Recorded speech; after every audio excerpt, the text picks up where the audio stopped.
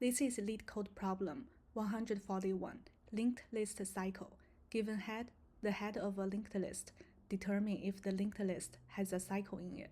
There is a cycle in a linked list if there is some node in the list that can be reached again by continuously following the next pointer. Return true if there is a cycle in the linked list, otherwise return false. For this problem, we can use fast and slow pointers technique.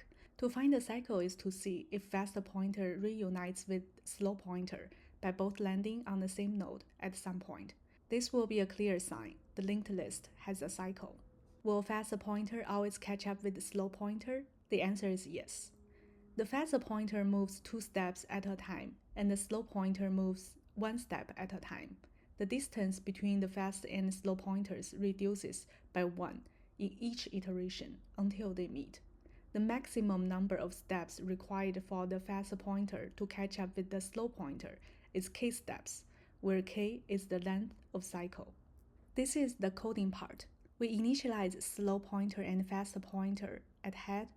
If fast pointer or fast.next pointer is none, then it means it's out of the linked list.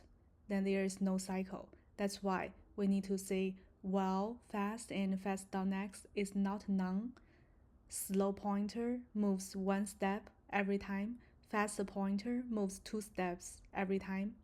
If fast pointer meet slow pointer, then return true. It means this linked list has a cycle. Otherwise, return false. Time complexity is O of n, space complexity is O of 1.